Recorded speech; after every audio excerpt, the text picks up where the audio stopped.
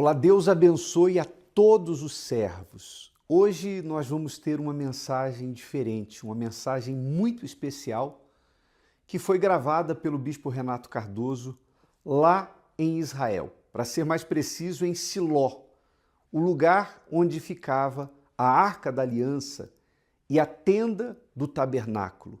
E o Espírito Santo trouxe revelações ao bispo Renato naquele lugar e ele gravou um vídeo compartilhando essa revelação com todos os servos. Preste atenção.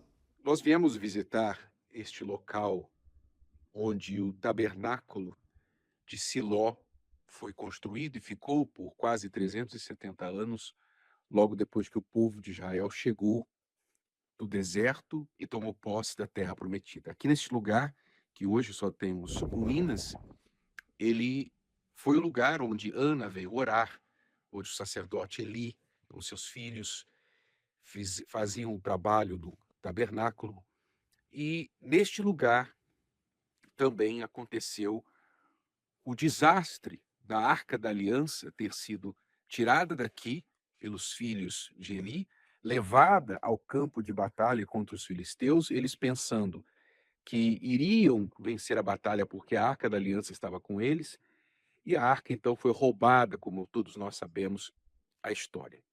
Mas o que chama a atenção deste lugar, que eu queria ler com você, pastor, você obreiro, você servo de Deus, é o que está escrito lá no livro de Jeremias, do profeta Jeremias, capítulo 7. Veja só o que diz o texto sagrado.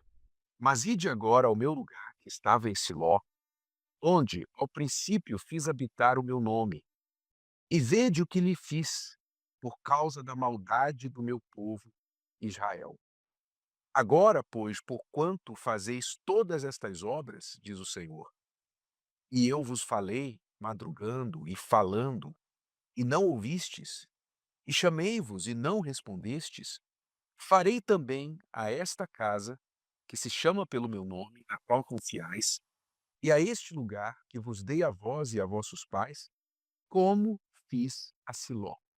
E lançar-vos-ei de diante de minha face, como lancei a todos os vossos irmãos, a toda a geração de Efraim. Tu, pois, não ores por este povo, nem levantes por ele clamor ou oração, nem me supliques, porque eu não o ouvirei. Quer dizer, o que esse texto mostra, e esse texto aqui está falando, é que Deus usou a destruição deste lugar de Siló para alertar o povo de Jerusalém que se eles não se convertessem, se eles não mudassem a sua situação espiritual, o que havia acontecido aqui em Siló, que estava em ruínas, também aconteceria em Jerusalém. E nós sabemos que o povo não ouviu, mesmo assim. E aconteceu conforme o profeta Jeremias havia profetizado. Jerusalém, também hoje, desde a época do Senhor Jesus, ficou nas mãos dos inimigos de Israel. O templo está lá em ruínas, partes que sobraram daquele segundo templo.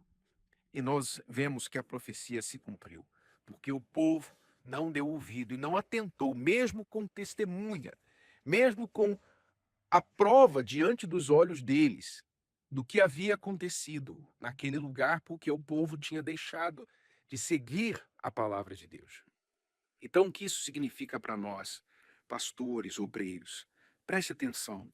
Siló era o lugar do tabernáculo, era o lugar do profeta Eli, dos seus filhos, era o lugar onde os levitas serviam a Deus. Mas por causa do abandono de Deus, por causa da idolatria, porque eles adotaram práticas corruptas de se apropriarem das ofertas do povo, eles adotaram práticas corruptas de se relacionarem com as mulheres que subiam aqui para ofertar. Por causa da corrupção do coração, por causa de confiarem na sua função, os filhos de Eli e o próprio Eli pensavam assim: nós temos a função de sacerdotes, nós temos a Arca da Aliança sob os nossos cuidados, estamos seguros. Os filhos de Eli pensaram assim: nós vamos levar a Arca da Aliança lá no campo de batalha, nós vamos vencer. Eles se apoiaram no fato de possuírem, de estarem em posse das coisas sagradas para a sua segurança. Confundiram a posse das coisas sagradas com a vida consagrada. Uma coisa é você estar em posse das coisas sagradas. Você tem um uniforme, você tem aí um título na igreja. Você está em posse de coisas sagradas, porque você foi colocado no serviço do templo, no serviço do tabernáculo, no serviço da igreja. Mas entenda que a posse das coisas sagradas não significa que a sua vida está consagrada a Deus. É importante você dividir essas duas coisas, separar essas duas coisas. Nós fazemos a obra de Deus. E assim como Siló foi destruída, está aqui. Eu estou nas ruínas de Siló, que estão aqui até hoje. Assim como Jerusalém foi destruída, está lá o Muro das Lamentações. Lamentações por quê? Porque eles lamentam a destruição que o profeta Jeremias já havia falado lá na época dele. Assim como nós temos provas cabais de que o abandonar de Deus é ruína na certa. E não só nessas pedras que estão aqui, mas as vidas daqueles que abandonaram o Senhor. Você, pastor, você, obreiro, você tem N provas daqueles que deixaram a fé, que brincaram com as coisas santas, que se apoiaram no título, se apoiaram nos recursos, nas coisas sagradas, no conhecimento bíblico, se apoiaram no fato de terem um uniforme, uma posição na igreja, e hoje estão caídos porque deixaram a comunhão com Deus. Você e eu, nós temos inúmeras provas disso. E assim como o profeta Jeremias falou, que o povo devia atentar para Siló, o povo de Jerusalém tinha que atentar para Siló, para não se tornar como ela. Deus está falando para nós, atente para aqueles que estão em ruínas, para que você não se torne como eles. Ter posse, ter uso das coisas consagradas, não significa que você está vivendo uma vida consagrada. Vamos consagrar a nossa vida a Deus. Eu quero orar por você agora, obreiro, você pastor, que deseja consagrar a sua vida. Talvez se você está vivendo uma vida que já perdeu a consagração, você tem até título, você ainda mantém a sua imagem, mas você já caiu há muito tempo. Que o Espírito Santo use essa oração para te levantar, em nome do Senhor Jesus. Meu Deus e meu Pai, em nome do teu Filho amado e nosso Senhor Jesus Cristo, eu oro, incluindo a mim mesmo nesta oração. Eu oro por todos nós, teus servos, obreiros, pastores, auxiliares, esposas, aqueles que estão, meu Pai, te servindo. Nós que fomos confiados o manuseio das coisas consagradas, o uniforme, o título na igreja, o trabalho da tua obra, meu Pai, o anúncio do evangelho, a pregação da tua palavra. O Senhor nos tem confiado as coisas consagradas, mas nós não queremos apenas usar delas. Nós queremos consagrar a ti as nossas vidas, meu Pai. Muito mais do que os objetos consagrados, os títulos, os templos construídos para ti. Nós queremos ser os teus templos. Queremos ser consagrados para ti, que a nossa vida seja consagrada para ti, meu Pai.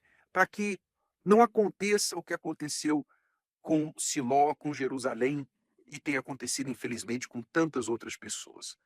Que esta oração, meu Pai, aqui deste lugar, venha despertar aqueles que estão caídos, aqueles que estão desanimados, aqueles que deixaram corromper, que eles venham se arrepender e buscar a restauração espiritual, Pai. Que isso seja o começo.